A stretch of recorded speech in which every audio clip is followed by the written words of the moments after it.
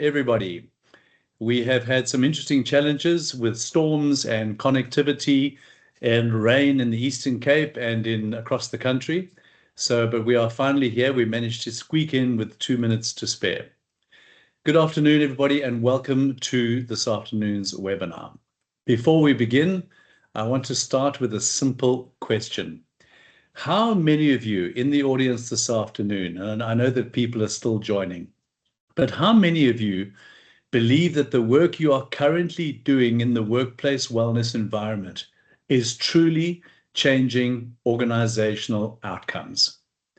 I'm not talking about the activity, the engagement on any particular day, but is it making real measurable change? Just take a moment and think about that. Because unfortunately, the data tells us something quite uncomfortable. Despite more programs, more platforms, and more providers than ever before, the core outcomes are not improving.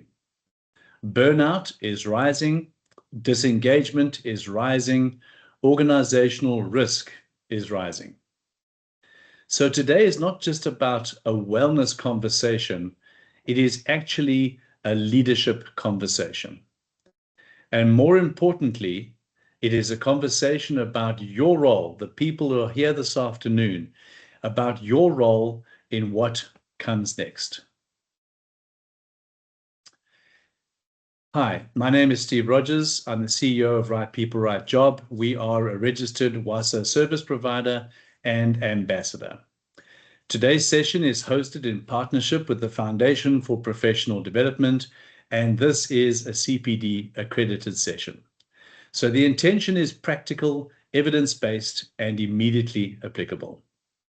A quick note on engagement this afternoon. Please use the chat.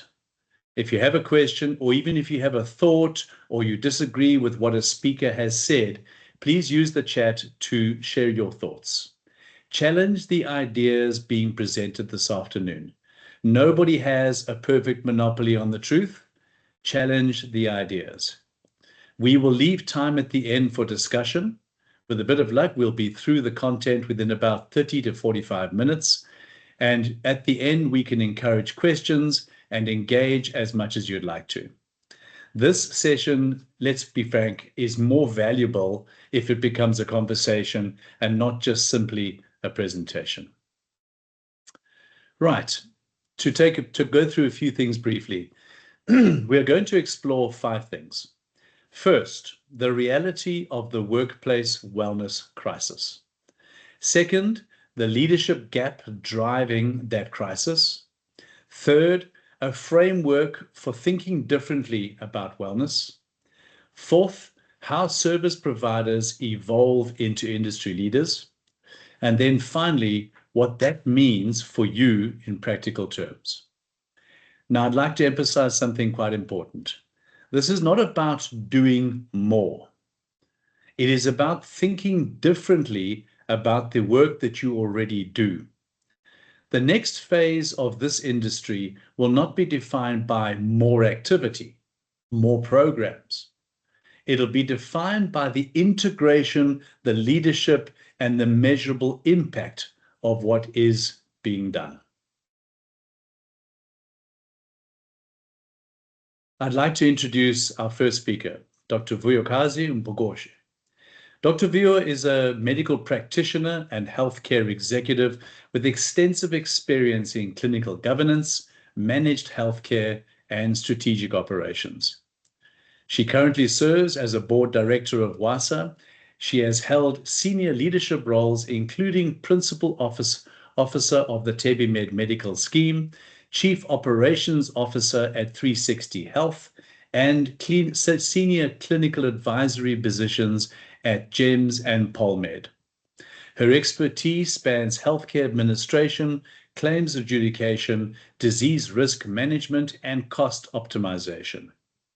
With qualifications in medicine, chemistry, project management, and an executive MBA from the University of Cape Town, she is passionate about improving healthcare outcomes, driving organizational sustainability, and delivering high-quality, accessible healthcare across both public and private sectors. Dr. Vuyo, over to you. Good afternoon, and thank you so much, Steve, for a warm welcome. And it's a pleasure coming to present in this platform. Thank you for honoring me, and for also feel honored to be here.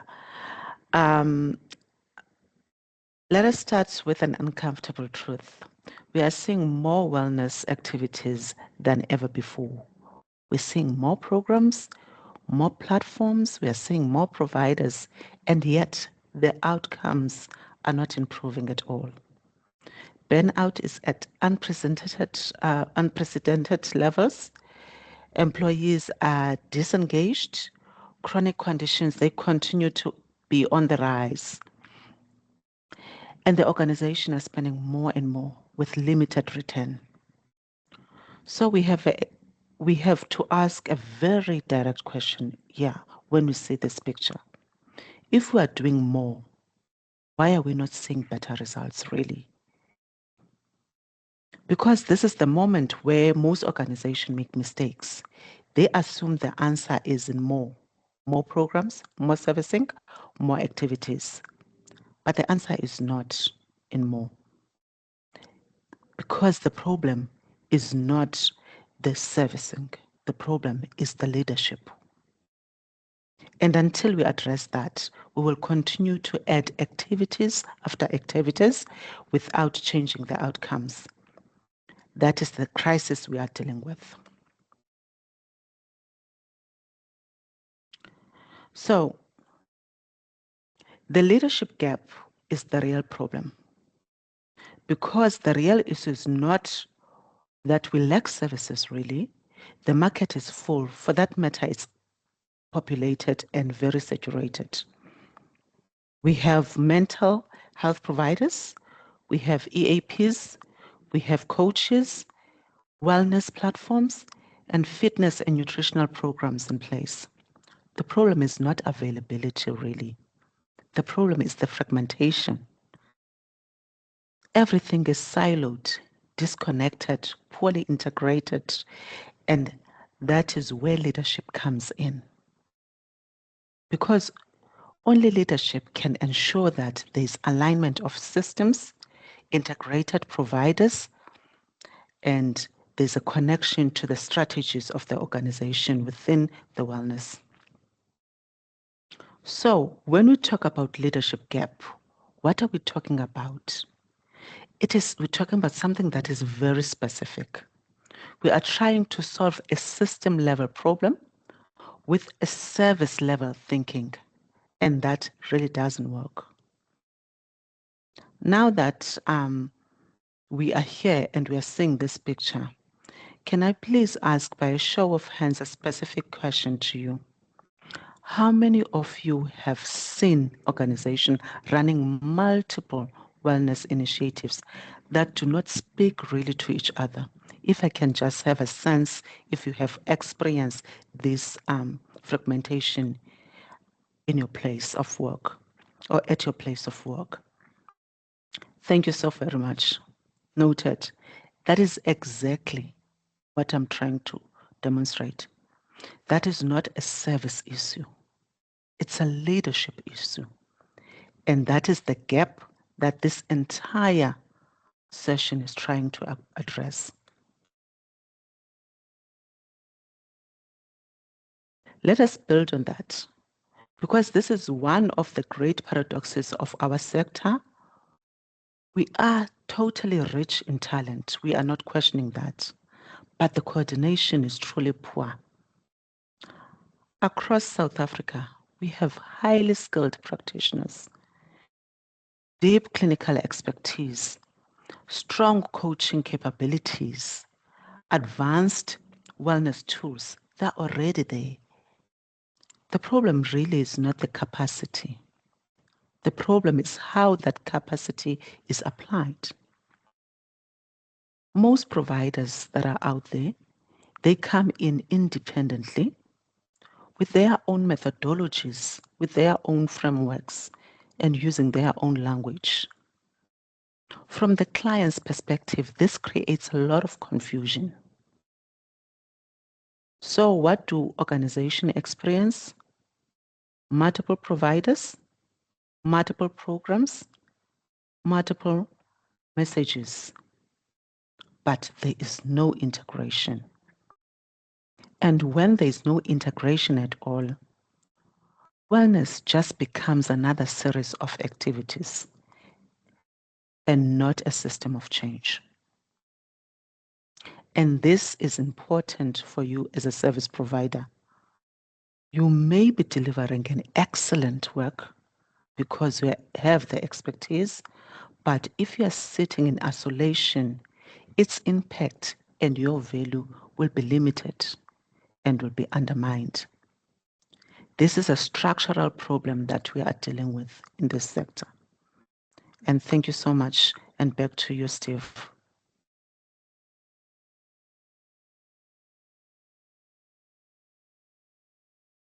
There we go. Thank you, Dr. Vuyo. Appreciate your thoughts. Our next speaker is Keshni Mati. Keshni is a South African wellness specialist, counselor, and transformational learning practitioner with extensive experience in holistic health, leadership development, and end-of-life care. She is the founder and managing director of the Wellness Specialist and serves in a leadership role with ASCHP, contributing to the advancement of professional wellness practice.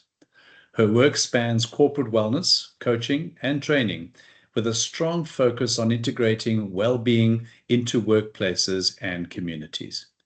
Keshni is also a recognized thought leader, award-winning coach, and founder of the End of Life Supportive Alliance, where she champions compassionate and non-medical support and training in palliative care. Keshni, the floor is yours.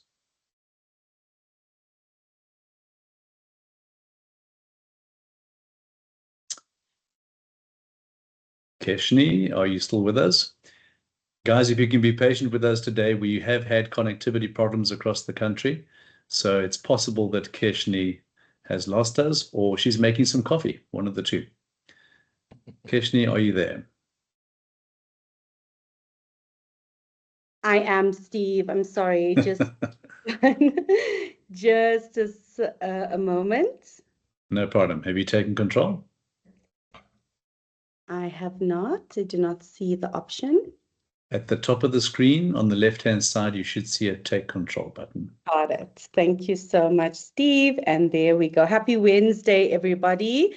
Lovely to see you all. Thank you very much. And thank you, Dr. Vuyo. I am going to be speaking to you about a passion of mine. And this is important because the slide introduces us to what I believe is the most important insight in this entire session. The wellness sector does not fail because of a lack of talent. It fails because of a lack of coordination. So let me explain what that means. Wellness is not a single discipline. It's actually a system made up of multiple interconnected elements. And these elements include things like mental health, physical health, leadership behavior, organizational culture, workload environment, employee experience, etc. Now, here's the problem. In most organizations, these elements are managed independently. HR is doing one thing, occupational health is doing another, EAP is doing something else, and external providers bring their own frameworks to the table. And no one is connecting it. So even when the individual components are good, the system does not work. So this is a coordination gap. And here is the critical insight with that. No matter how good your service is, if it's not part of a coordinated system, its impact will always be limited. This is why so many organizations invest heavily and still see inconsistent results. Because you see, they're investing in parts and not in a system. And closing that gap, well, it's not a technical task. It's a leadership function. So if the problem is fragmentation, then the solution cannot be just another program. It has to be integration. It has to be a system. And that is exactly why this particular framework exists. The framework is built around 4 interconnected wellness wheels, as you can see. Employee wellness, where the individual experience, such as physical, mental, emotional, financial well-being is looked at. Company wellness, this, of course, is the organizational environment, which includes culture, leadership, governance, and workload. Customer wellness, this is how service expectations shape the internal pressure and the employee experience. And community wellness, the broader societal impact like ethics, sustainability, and responsibility. Now, each of these contain 8 dimensions, creating in total 32-dimension model. But the real power of this is not in the detail. It is, of course, in the integration, because these are not separate elements. They are interconnected. And this is the shift from isolated activities to a coordinated system. So, for the first time, organizations can see the full picture, align those interventions, and measure impact. And for you as a provider, that's you, this changes your role from delivering services to contributing to a system-level solution. And this is where everything becomes real. Because without measurement, wellness remains a cost.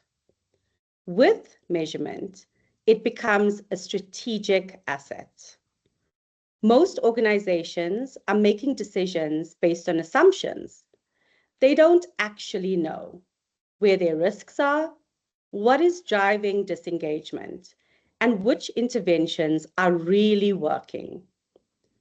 And that's where tools like the climate studies, the workplace wellness audits, well-being assessments become super crucial and critical. This is because they give organizations something they've never had before, real clarity. They move from guessing to actually knowing. And once you know where the gaps are, where the risks are, what matters most, everything does change. Interventions then become more targeted, budgets become justified, and outcomes become measurable. And all of this feeds into 2 matrices highlighted on this particular slide. 92% return on investment visibility. This means that when well-being is measured properly, organizations can clearly see the financial return on their investment. And 4.2 times value on the investment multiplier, which means that demonstrating the broader value on investment, things like culture, engagement, retention, and performance, is often 4 times greater than the direct financial return. And so here's the key shift. Data connects wellness to performance. So how does this affect you as a service provider? Well, this is where your value increases significantly because you are no longer offering generic solutions. You are responding to real, diagnosed organizational needs. Thank you. And back to you, Steve. Thanks, Keshini. Absolutely perfect. I think the topic of integration is coming through strongly in the slides so far, and I suspect that Dr. Gloria Maimela will take it forward. Dr. Gloria Maimela is a seasoned public health specialist and medical doctor with over 20 years of experience in health systems strengthening, particularly in HIV/AIDS and TB programs. She holds qualifications in nursing, medicine, and an MBA, combining clinical expertise with strategic leadership. Currently serving as Managing Director at the Foundation for Professional Development, she leads initiatives in research, capacity building, and climate change and health. Dr. Maimele has overseen large-scale health programs, contributed to international research, and is a recognized speaker and thought leader in advancing equitable healthcare across Africa. Dr. Gloria, the floor is yours. Thanks. Thank you very much, Steve. Right. Yeah, no, thank you. And it's lovely to be here, and good day, delegates. So this slide is about everyone that is here, because up to now we have spoken about the system. Now we need to talk about your position within that system. So I want to introduce to you the provider evolution model that shows how practitioners grow, not just in skill, but in influence and value. Let us walk through it. So level 1 is what we call the product seller. At this level, you are delivering individual services. You're participating in workshops, screenings, coaching sessions, etc. It is valuable work, but it is also transactional. You are responding to requests and you're not necessarily shaping them. Level 2 is the program provider. Here you begin to package services into programs. There is more structure, more continuity, but your work still sits largely at an operational level. These two levels form the foundation of the industry. They are important, but limited. So now we move on to how things should change and where things should change. At level 3, we start looking into the integrated solution partner. At this level, you begin to align with the organizational strategy. You start to work across departments. You use data to inform your interventions. You are no longer just delivering services. You are helping to solve organizational problems. At level 4, this is at the strategic wellness advisor. This level is leadership. At this level, you influence culture. You shape governance. You advise executives. You drive long-term strategy. Now, here's the critical insight. The shift from level 2 to level 3 is where your value and your income model fundamentally changes, because organizations do not pay premium fees for activities. They pay for insight, they pay for integration, and they pay for outcomes. And that is the shift the sector is moving towards. The question is, lean slightly forward. Well, the question is, where do you currently operate at this stage? Now, this is your moment of reflection, delegates. This is not about judgment, it's about clarity. So, looking at these 4 levels, where do you currently sit? Are you a product seller, a program provider, an integrated solution partner, or are you a strategic wellness advisor? Please type your answer into the chat so that we can see of the 4 levels, which one you are. Thank you, Chris. Level 4. Everyone else? Are you a product seller? Okay, level 4. Are you an integrated solution partner? Thank you, Charlotte. I see level 4 is coming up.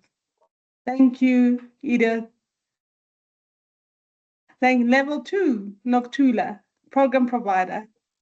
Rebecca, level 2. This is fascinating. Thank you, delegates. And I see level 3 is also coming up. Thank you, Craig. Right. And please keep on typing these in the chat box. Yeah. So now let me ask you a second question while we're there, as you're typing in. Are you being paid for activity or for outcomes? Because that is the distinction. It defines whether you remain a provider or you become a leader. Thank you so much. I see people are still responding. Wonderful. And I'm going to move on. So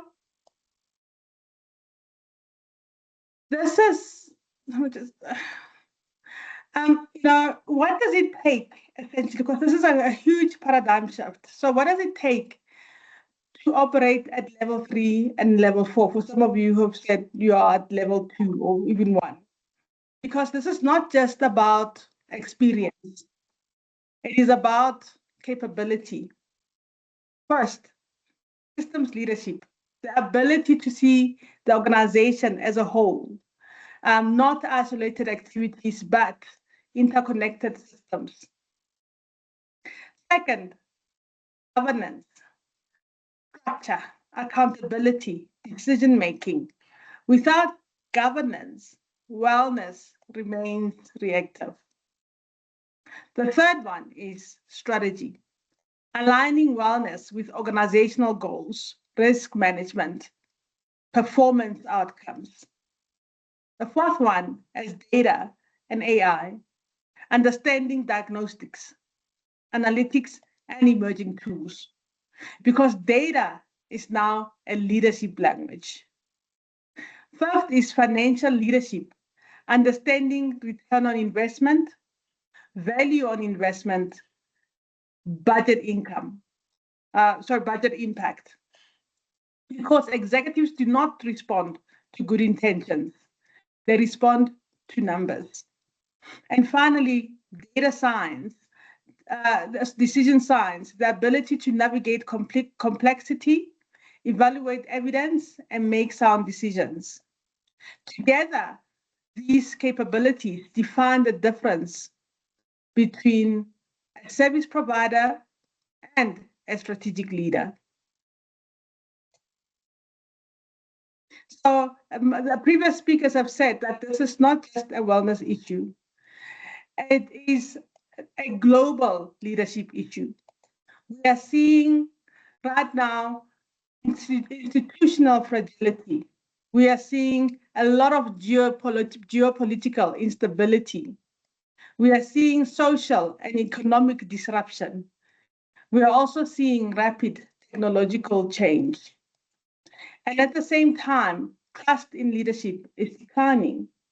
Organizations are under pressure to adapt faster than ever before.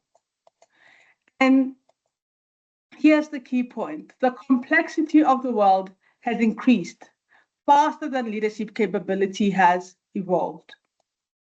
That is the global leadership gap. Now, if leadership is already struggling at a global level, how do we expect fragmented wellness systems to solve complex organizational problems? We cannot. And that is why the role of the service provider must evolve. Because the next phase of this industry will not be defined by who can deliver more services, but by who can operate at a systems level. That is the opportunity, and that is the shift. So if this requirement is clear, if leadership needs to evolve, if capability needs to expand, if the role of the service provider is changing, then the question becomes, how do you actually make that shift? Because this is not something that happens by default. It requires intentional development. And that is where I'm glad to talk about the advanced management program that FPD runs in partnership with the Alliance Manchester Business School. This is not a traditional training program. This is a program that is designed for a very specific purpose, to help practitioners transition from operational delivery to strategic leadership. It focuses on 3 core areas: systems thinking, understanding the organization has an interconnected system; strategic influence, the ability to shape decisions and align stakeholders; transformation capability, leading change in complex environments, because that is what the next phase of leadership requires. Not more knowledge, but a different way of thinking. Thank you. Back to you, Steve. Thanks, Dr. Gloria. Great chat. The integration and leadership issues that face all the wellness programs of the world, but also all the human resources and training programs of the world. All of these things are interlinked and undermeasured. I'd like to introduce Dr. Chris Late, or should I say Mr. Chris Late? There's so many doctors on this program and there are not many misters left. Chris is a corporate wellness specialist and Chief Executive Officer of the Workplace Wellness Association of South Africa. With deep experience in workplace health and organizational development, Chris co-founded WWASA to address the gap in formal industry representation for workplace wellness in the region. Under his leadership, WWASA has become a platform for research, standards, education, and advocacy that connects employers, service providers, and stakeholders committed to healthy organizations and sustainable performance. His work aims to elevate wellness from operational programs to strategic governance practice. Over to you, Chris. Thank you so much, Steve. Just want to make sure. All right, yes, here we go.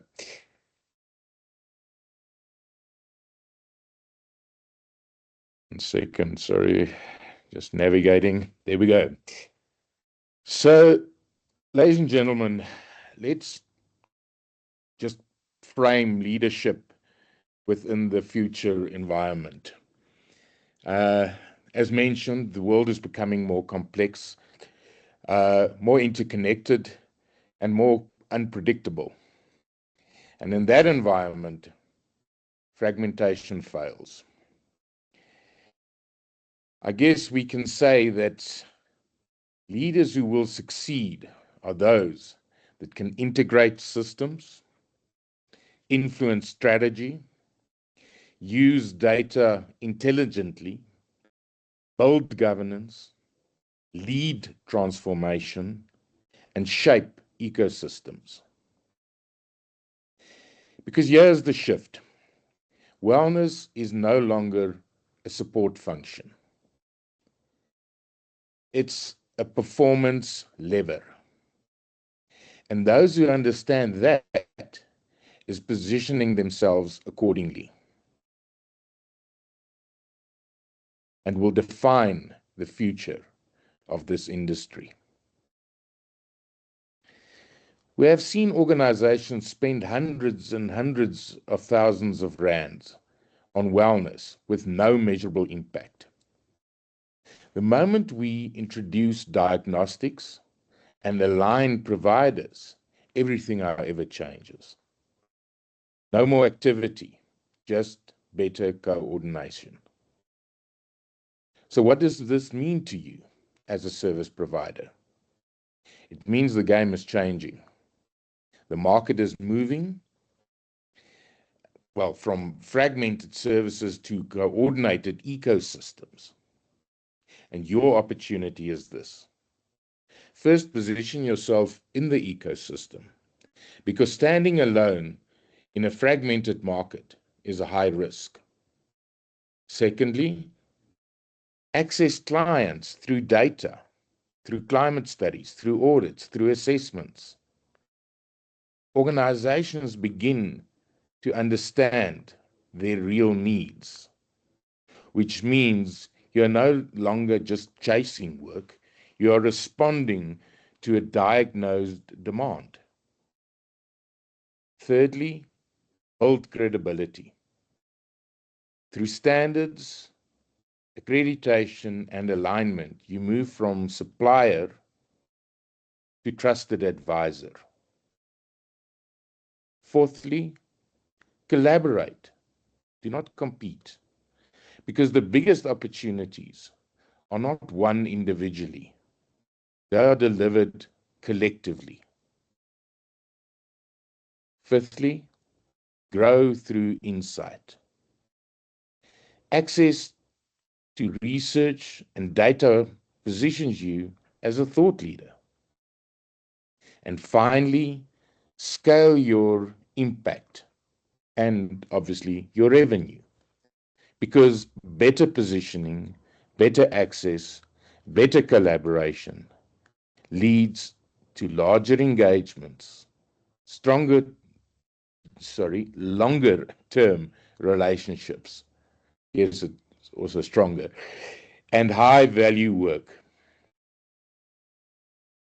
This is not about doing more work. It's about positioning your work differently.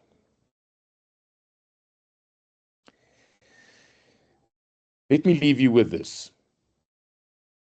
This industry is going to change. It will move from fragmentation to coordination, from activity to measurable impact, from providers to leaders.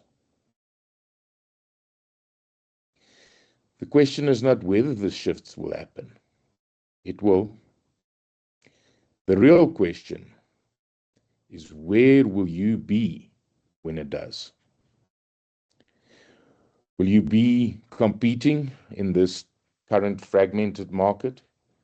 Or will you position yourself as part of a coordinated ecosystem? Because this is not just about wellness. It's about value and how value will be created in the industry going forward. Do not try to solve a system problem on your own. That's where WWASA can help.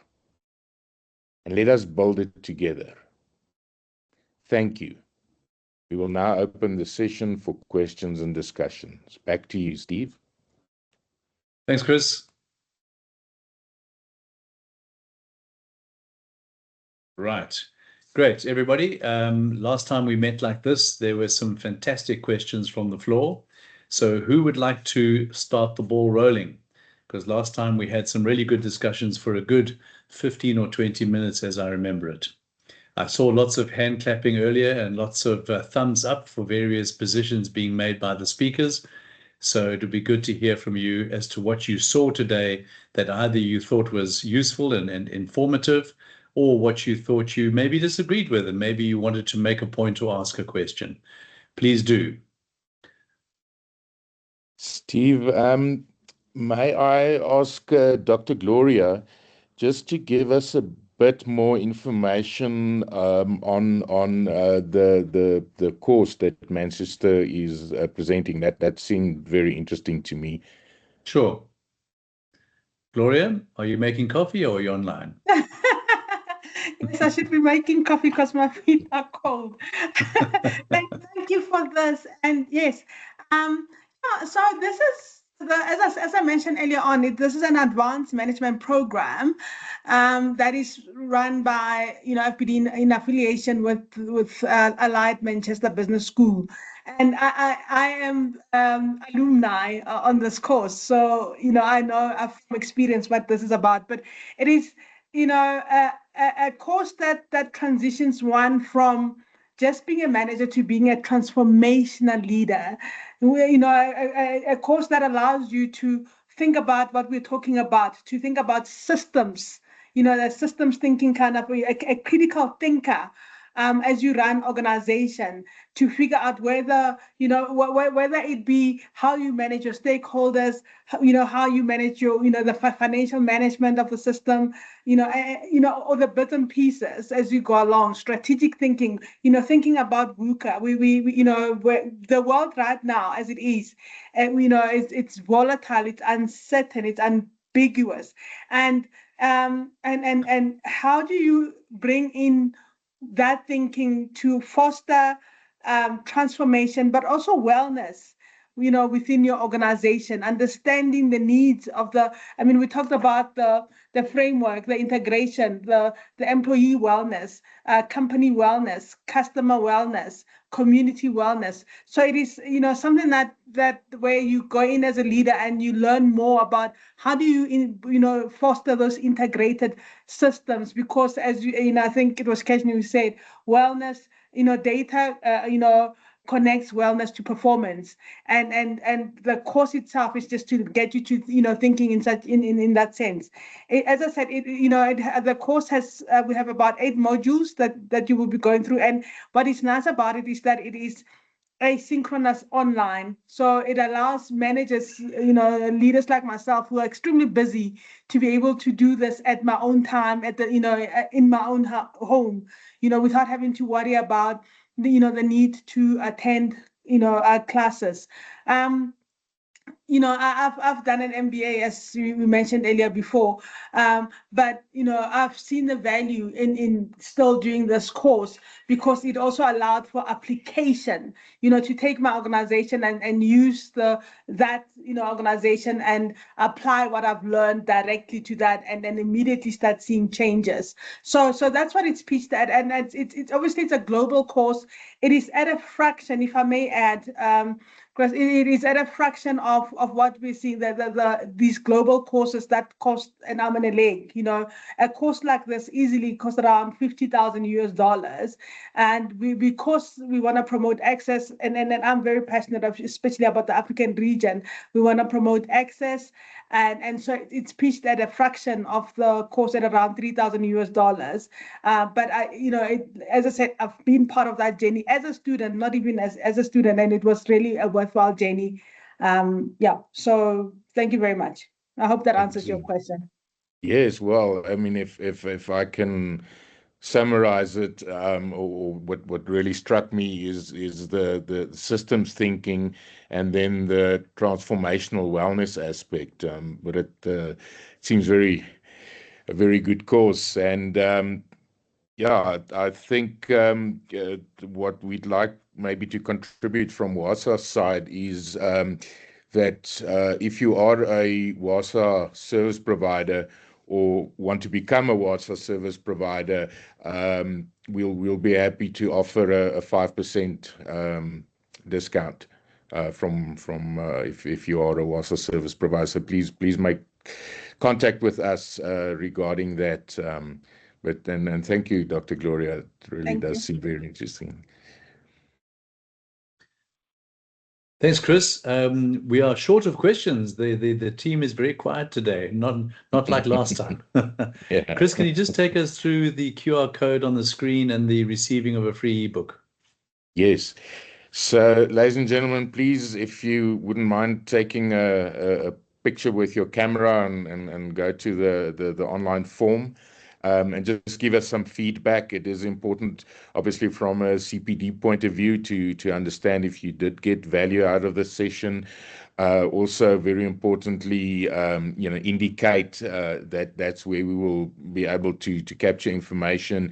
If you're interested in more information around the leadership course, if you're interested or want more information around WASA, please feel free. And then, yes, we will be giving everybody that attended, we'll email a ebook, a free ebook. I think the ebook is currently on our website for, I think, 450 Rand, which you're getting for free. But more importantly, it really is an important component of understanding the current wellness ecosystem within all 4 of the wellness wheels. Okay, 100%. Then I think, Chris, without further ado, I just had a message come up from Gladys. Gladys, I'm going to read your whole message because it's quite a long message.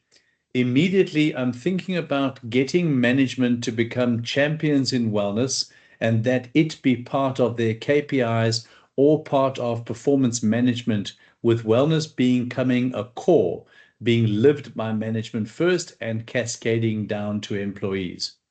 I see myself as a change agent. I'm just not sure where to start or how to plant the seed to implement.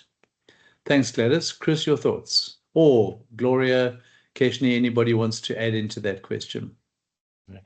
I'd like to make a comment, but maybe Keshni, you're very experienced in understanding how wellness solutions is implemented, and I would agree with the leadership first aspect, but maybe Keshni, a few thoughts from your side.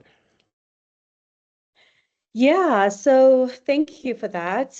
Gladys, it's amazing question. And I think a lot of people are sort of sitting with this.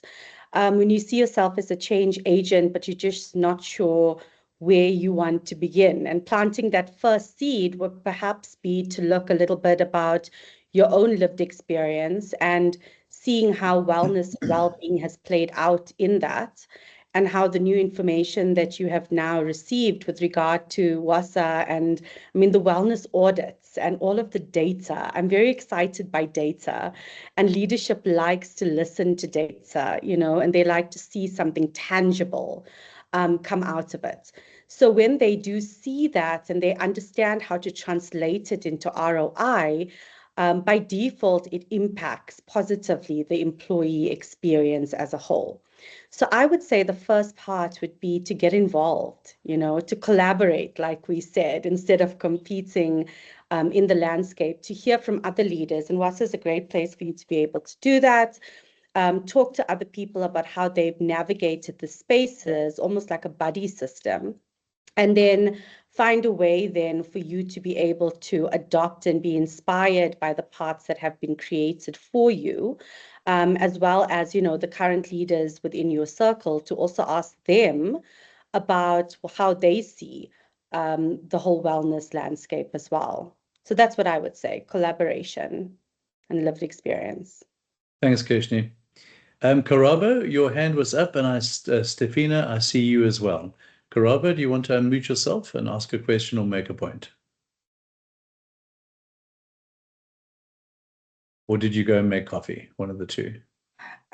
Steve, while Karabo is connecting, I just wanted to add that yes, wellness also starts with self-care. And I think this is the part that, leaders, if you have nothing to give, you can't pour from an empty vessel.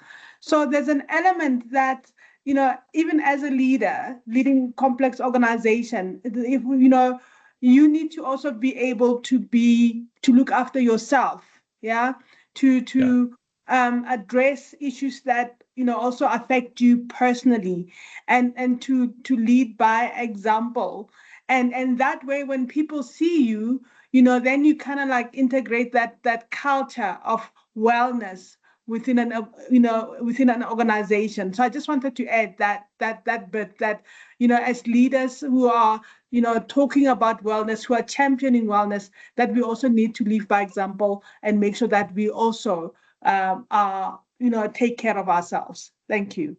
Thanks. Okay, Karabo. Maybe sorry, Steve, on Gladys's question. A lot of some of the people in the audience is clinical practitioners, and as a doctor, the first thing would be to take a history with the patient before you start diagnosing, and I think that's quite important in the organization as well. How do you get that information extracted from from the organization. And even if it is purely perceptional, perception often becomes reality. But in that scenario, a good place, Gladys, to start is actually with some form of climate study. And you're welcome to contact us for information in that regard. Okay, thanks, Chris. I just got a message from Karaba saying that she's battling to unmute. Farnes, if you're listening, can the participants unmute themselves? Or is Karaba having her own personal issues on her computer?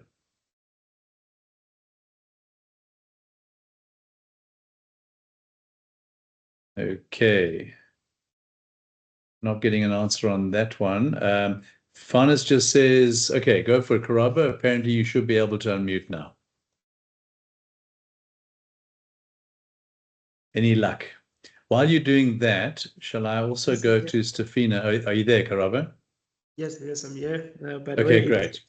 It's a mail. It's Karaba mail. Okay. Hi, Karaba. Okay. Yes, I just wanted to refer to the slide. I think the slide, it says the workplace wellness crisis, high spend, low impact, and rising risk. Okay. So I just wanted to share my view on this. Okay. I think what I have noticed throughout my career is that in most cases, the challenge that we experience when it comes to wellness is that employee wellness is that in most cases it is based on the solution focused framework that is somehow like short term. So that is why most of the time you come across instances whereby employees, they will struggle with whatever issues that they have, but you being there as a practitioner, a therapist, whenever. Karaba, you disappeared? Can you hear me? I can now, yes.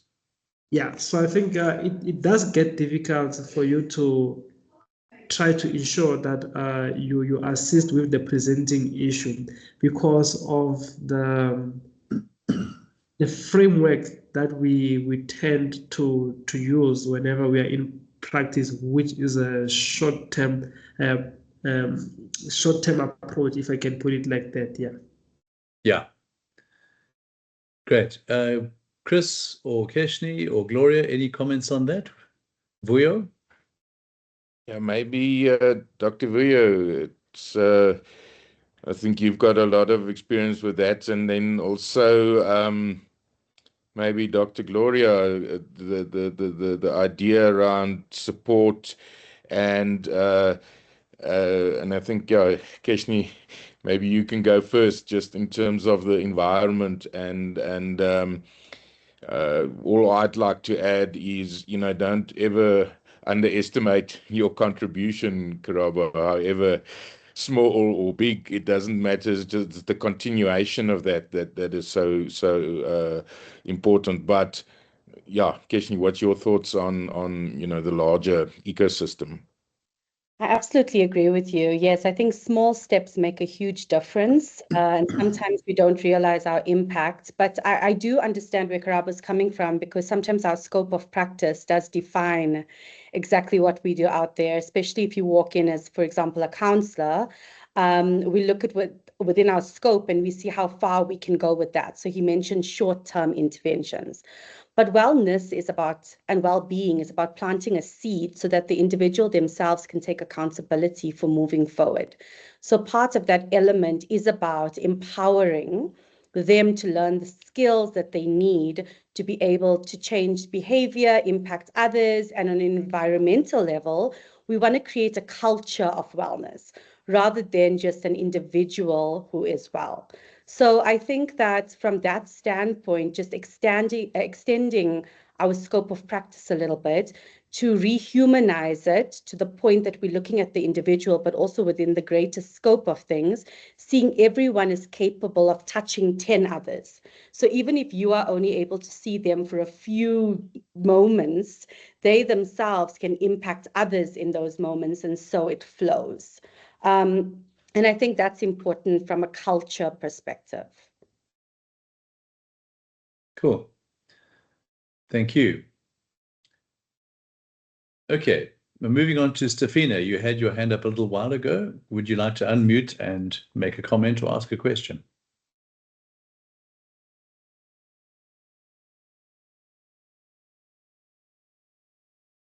There are a lot of people making coffee this afternoon. All right, well, Stefina, if you're struggling with that, let me go to Sanusha's comment. Sanusha made a comment, the current challenge in most workplaces is workplace wellness is viewed as a nice to have. Data is often collected and implementation measurement is poor. Thank you for a thought-provoking session towards strengthening a collaborative wellness response. Thanks, Sanusha. Appreciate the comment. Right, Stefina, did you find your unmute button? Or did you have an urgent meeting to go to? Steve, I found my unmute button. Just, listening to that comment about wellness being a nice to have. And, I just want to say that it's about time we think of wellness as a competitive advantage within organizations. It is not, oh, by the way, it is what sets you apart, what strategically positions you to achieve. And remember, in an organization, your people are your largest assets. Yeah. If you invest in your people, if you invest in their well-being, in their wellness, that translates into results.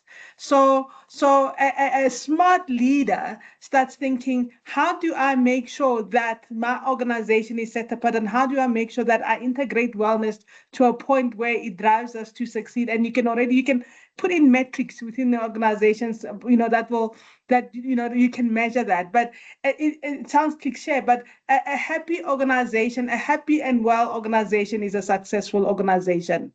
That recipe remains the same no matter where you are, no matter what organization that you run. So thanks. Yep, completely agree. I come from a slightly related part of this discussion in wellness in terms of having the right people in the right jobs.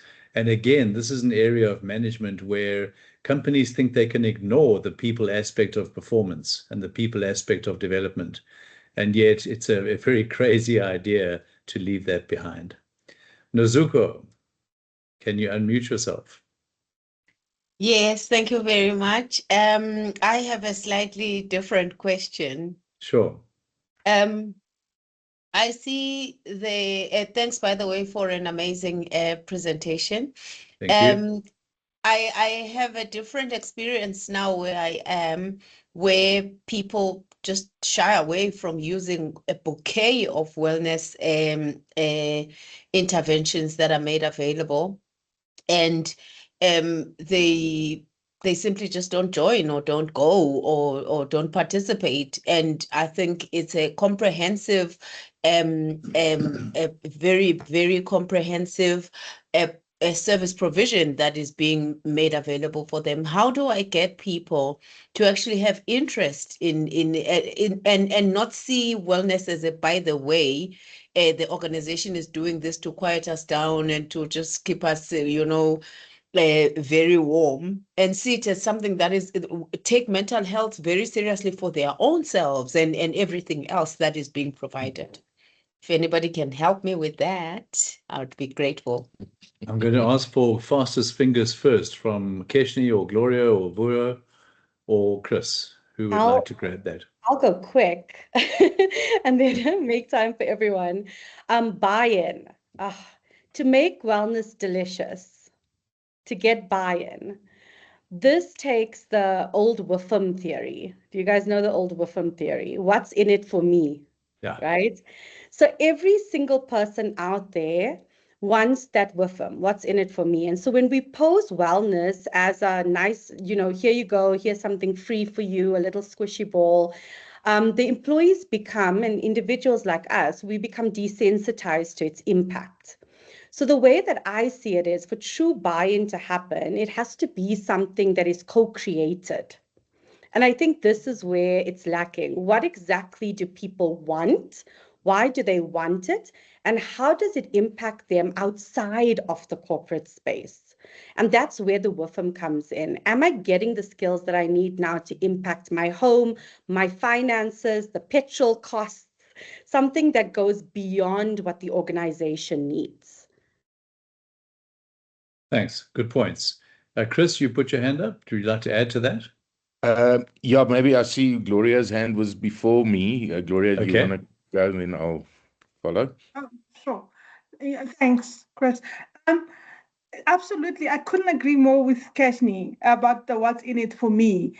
And I just want to touch on the aspect around mental health, because, there's so much stigma around mental health that, we have these, in an organization, in that office, if you walk in there, and then people see this as, oh my God, I'm going in there, I'm going to expose myself and whatnot. So it's how we need to rethink. We need to rethink how we position this, so that it's appealing. It's not because now you have a problem, go and consult with Dr. Gloria and whatnot, because I show you people will just not, they have become white elephants, just people are not using them. So Yeah. it's about how we rethink, how we integrate, and also the incentives, that perhaps we can also use, and that speaks to what is it in for me, So if we suddenly get points, and maybe, as you participate in these wellness activities, that are appealing, and you get something, out of it, for yourself, whether it be points that you can use for a cup of coffee later on and whatnot. Let's benchmark from organizations that have gotten this right. So that's how you start. See how others are doing it, and see how you could position it in a way that says, that has FOMO in it, fear of missing out, by your employees. Thanks. Yeah, I can absolutely agree with that FOMO and what's in it for me strategy. But I want to add one more thing to Nazuku's question. And Nazuku, I'm of opinion personally, and I'd love to do maybe some work with you on that there's a very close correlation between performance management and wellness. And that might be a very good, especially if you're a HR leader in an organization, to start understanding your high performers. And I think it's important if the high performer is also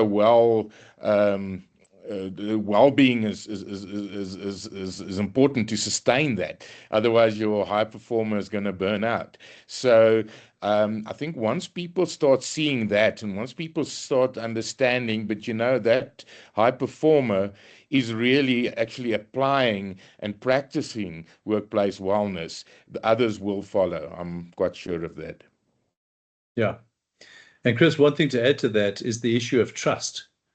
And there's two parts of trust. The one is that if the management team sees wellness as sort of a naff thing, as people with silly problems go to the wellness clinic, then the staff look at that and they don't trust the process, and they don't want to be seen as so-called unfashionable. The second issue is if the company has a culture of macho-ness, where it's uncool to be sick or to have any personal problems, then the wellness program is likely to be stillborn. Okay, moving on to Rebecca. Did we cover Rebecca a bit earlier? In my experience, employee wellness is at times used to excuse people and to abscond from work, and not really take care of one's well-being and self-care. A client employee will come in to say, I didn't want to work today, and I said I'm not okay. My manager said I must call wellness, so please give me a reference for the call, which obviously defeats the purpose of the program. Thanks, Rebecca. Any comments from the panelists? Yeah, I think, Rebecca, that's the challenge that we have as people that want to see wellness improve. And it's a difficult one. But again, I would link that responsibility of the employee towards his or her work, and that it's not about not feeling well. Why are you not feeling well? I think there's deeper questions that need to be asked in such an environment. Yep. Gloria? Rebecca, I think that happy employees will not want to abscond. And so addressing the root cause in the first place of why this is happening is critical, because you want people to thrive at the workplace. Yeah, wellness is about thriving in the workplace, being a part of a system, seeing that you're making a difference. It's about purpose. When people start seeing that, then integrate that purpose and they're aligned to the organization now value and the vision. Yeah, that sometimes it's not even just about profit. It's about what difference are we making in the world. So when people see that and they can identify that and their value systems align with that, they thrive, and therefore they don't need to use wellness to abscond or escape from work. Mm-hmm. Thanks, Gloria. I want to mention that one of the things WWASA is following quite intensely at the moment is the link between happiness in the workplace and performance in the workplace. So, Dr. Gloria, I absolutely agree. If you're aligned, inherently happiness will be there. Okay. Great. We've got a few more questions coming up. First of all, Stefina, did you find the unmute button?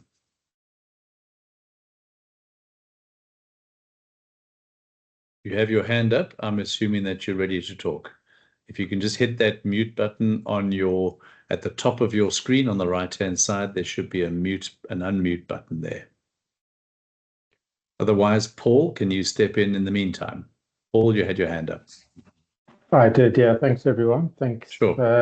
Thanks, Steve. And I think a lot of words are kind of being bandied around. There's kind of buy-in, vision, aligned.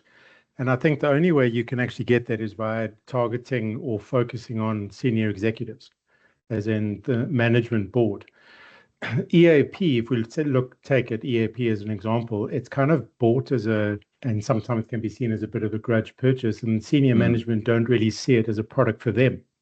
Yeah. So I think the only way you can get a real buy-in is if the actual discussion that you have with senior executives, one, it's a different discussion, and two, it could actually even be a different product. Once you get the buy-in from your senior executives on the success of wellness, then it'll be drip-fed down throughout the organization. Yeah. Makes complete sense. I think it's also a matter of making sure that you've got the leadership as well as the management, but fundamentally the leadership, starting with the chief executive, to say, yes, this is something which the organization needs to buy into. If only the functional leader of wellness is driving it without the support of the senior exco team, then you're dead in the water. Yeah, and I just think it's selling, in sales, which is obviously I kind of specialize in. We're providing a solution, not selling a product. And the problem is that if you're trying to sell a product that's not aligned to your senior executives' needs, they're not going to see the want. Now, if you're providing a product or a solution that's more aligned to them, I love it. I wrote it down. The WWASA, whatever it was. What's in it for me? If the senior executives suddenly see that this is actually going to make impact on their personal and individual lives, which then starts to impact within the workplace, then suddenly you've got that buy-in, and then you can do whatever you want. But you're trying to sell a product to senior executives that's not aligned to senior executives. Yeah. Perfect. Thanks, guys. Cool. Thanks. I appreciate it. Thanks, Paul. Right, a question from Sanusha. What advice can you kindly share on the management of toxic leadership that erodes wellness interventions and contributes to an ill workplace and affects the mental health of employees? And that question was supported by a number of people, Tolomo, Juliet, and an unknown user. Who would like to take that question? Steve, sorry, Gloria. You know, toxicity in the workplace is a massive issue, and you know, the strain in the economic scenario does constrain leadership a lot. But again, I'd like to you know, challenge Sanusha around what would be important for leadership if it's return on investment or value of investment, but really on one of those two aspects, leadership needs to respond, because and I think that's quite important when the ROI or VOI is clear, they tend to come around. Gloria, your view? This is it's a good question, that, I've also been, grappling with. And, as a leader, what do you do when you have, someone who's brilliant at what they do, but, and they, if you look at your bottom line as just profit, they bring in the business, whether it's a salesperson, but they're toxic, to the environment, And I've seen organizations make a trade-off and kind of like, oh, well, because he's bringing he's bringing money into the organization, let's keep him and let's just see how we can, shield people up, from this person. And most of the time they even can't. And I've seen this in the medical profession as well. And my response to that is that you have to let them go, because in the short term, this person will bring money, but in the long term, you erode wellness. You erode the overall, that competitive advantage, that strategic advantage of your organization in the long term, because now even talented people who know about your organization you will not be able to attract talent. Talent will not stay within your organization, and the value of your organization will drop. So at some point, you need to make a difficult decision to say that, yes, it's great that, this person is excellent, but for the sake of the entire organization, for the sake of wellness, we just have to let this person go and have a culture that says, in this organization, we will not tolerate a toxic environment, and we will allow for a psychologically safe space for people to express their views, without worrying that, it will be punitive or they will be punished for saying that. So it's a difficult one, but it requires a leader to make a call on it and address it firmly. Thank you. And I just want to say that I also agree with I think Paul, to say that it starts with leadership. EIP is not just about let's outsource it to somebody and whatnot, and we'll just send our employees there. It starts with leadership. Absolutely. Thanks. 100%. Okay, Keshni, you had your hand up briefly. Do you want to add something to that? Keshni, you're on mute. There we go. So I just wanted to add my 2 cents. So, hurt people, and usually with leadership and with struggles with toxic leadership, it's hearsay. It happens, in the corridors, people are talking about it, but it's not really tangible. It's not, they can't see it, and therefore action can't be taken. And so that is the brilliance of having an external wellness advisor come in and do something like a neutral climate survey or a neutral survey to see the organization and see what people are feeling, someone who isn't part of that organization. That data makes the issues tangible and also the leadership accountable for addressing the behavior. But whilst it stays hearsay and it is there, but it's not really being taken seriously, the leadership will, or whoever is being toxic, will continue to do the behavior, either consciously or unconsciously, and change the dynamic of the culture. So I'm all for the neutral party coming in and adding a layer of clarity, and also for the data to be able to speak. Perfect. Thank you. Stefina, you left a message saying that you are covered. Thanks. Is that a function of that you can't unmute yourself, or that you have had your question answered somewhere else?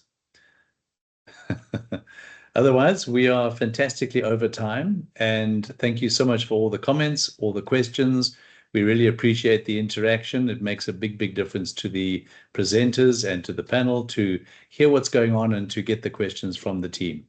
So thank you for joining us today. We much appreciate your time, and we look forward to seeing you next time. Goodbye. Bye.